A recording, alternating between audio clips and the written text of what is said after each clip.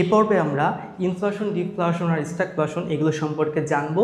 এগুলোর প্রভাব আমাদের বাজারে কিভাবে পড়ে আমরা সেটা সম্পর্কে জানবো।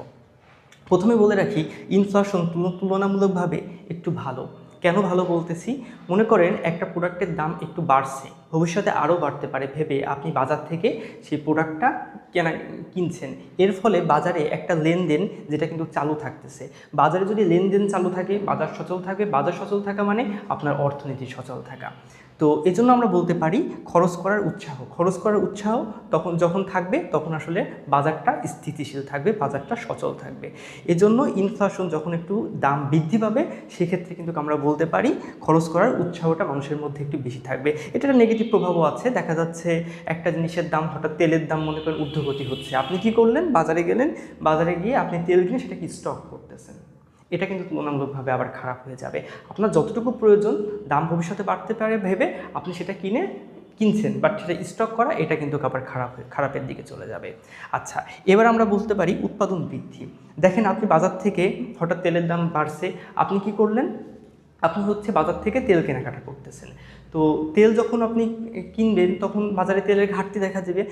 বাজারে যখন তেলের ঘাটতি দেখা দেবে তখন আপনার কিন্তু এটার উৎপাদন বৃদ্ধি করতে হবে।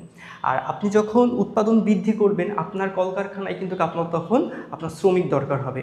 তখন আপনার এখানে একটা কর্মসংস্থানের একটা বিস্তার লাভ করবে।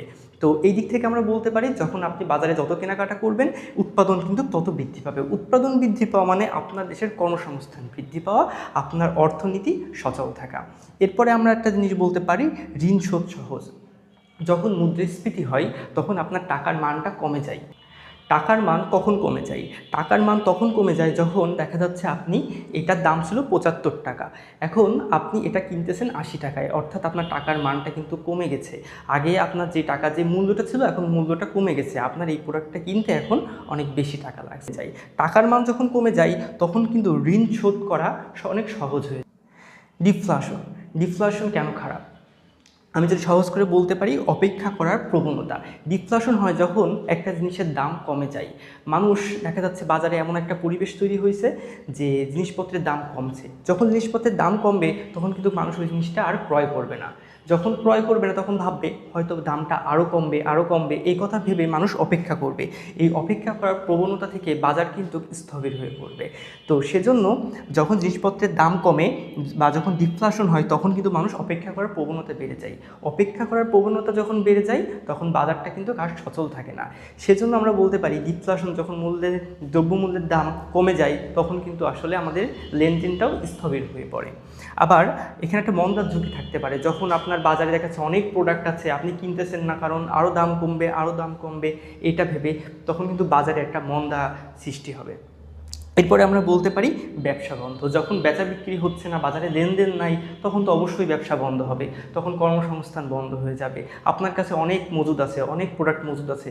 যখন আপনার কাছে অনেক প্রোডাক্ট মজুদ থাকবে তখন তো আপনার কর্মসংস্থান বা শ্রমিক বা কলকারখানা সব কিছুই তখন বন্ধ হয়ে যাবে। তো সেই ক্ষেত্রে তখন ওইগুলো বন্ধ হয়ে গেলে ব্যবসাও কিন্তু আলটিমেটলি বন্ধ হয়ে যায়। এটাই ডিফ্লেশন। এই জন্য আমরা ডিফ্লেশনকে খারাপ বলি। আবার ডিফ্লেশনে সাধারণত সব দেশ থাকে না, কিছু কিছু দেশ ডিফ্লেশনের মধ্যে থাকে। যেমন আমি একটা বলতে পারি চীন, আর একটা বলতে পারি জাপান, আর একটা বলতে পারি থাইল্যান্ড। এই দেশগুলো কিন্তু ক্রমাগত ডিফ্লেশনের মধ্যেই আছে। এই যে বড় বড় দেশ ডিফ্লেশনের মধ্যে আছে, এতে আপনার অর্থনীতির উপরে কোনো প্রভাব কি পড়ছে? আর পড়লেও এই অর্থনীতির উপরে কীভাবে প্রভাব পড়ছে সেটা আপনার অবশ্যই জানা থাকা দরকার। আমরা চীনের অর্থনীতিটা নিয়ে চিন্তা করতে পারি। চীন যেহেতু ডিফ্লেশনের মধ্যে আছে, তো চীনের এই ডিফ্লেশনের ফলে আপনার দেশে কোনো সমস্যা হচ্ছে কিনা বা আপনি এই ডিফ্লেশনটাকে কীভাবে দেখতেছেন, এটা আসলে সুবিধা অসুবিধা দুই দিক থেকেই আমরা বলতে পারি। চীনের এই ডিফ্লেশন পরিস্থিতি বিশ্ববাজারে কীভাবে প্রভাব বিস্তার করছে এটা আপনাকে জানতে হবে। এর একটা সুবিধা আছে, আমি যদি আমার দেশের কথা বলি, একটা সুবিধা আছে। যেমন চীনের ডিফ্লেশন বলতে বোঝায় চীনের জিনিসপত্রের দাম ক্রমশ কমছে। এখন যেহেতু চীনের জিনিসপত্রের দাম কমছে, আপনি কি করবেন? আপনার দেশে যখন যন্ত্রপাতি দরকার হবে তখন কিন্তু আপনি চীনের কাছে যাবেন, কারণ আপনি জানেন চীন ডিফ্লেশনের মধ্যে আছে। বাট আপনি পাশের দেশ ভারতের কাছে যাবেন না, কারণ ওরা তো ডিফ্লেশনে নাই, ওদের পণ্যের দাম ঊর্ধ্বগতি আছে।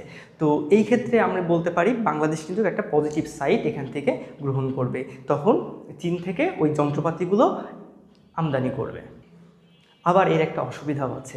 আমরা জানি যে ডিফ্লেশন বাজারকে স্থবির করে দেয়, মন্দার ঝুঁকি, ব্যবসা বন্ধ এগুলো ক্রিয়েট করে। সাময়িকভাবে আপনি চীন থেকে কিন্তু অনেক কিছু আমদানি করতে পারবেন, কিন্তু এখানে সমস্যাটা হচ্ছে চীন একটা বড় অর্থনীতির একটা দেশ।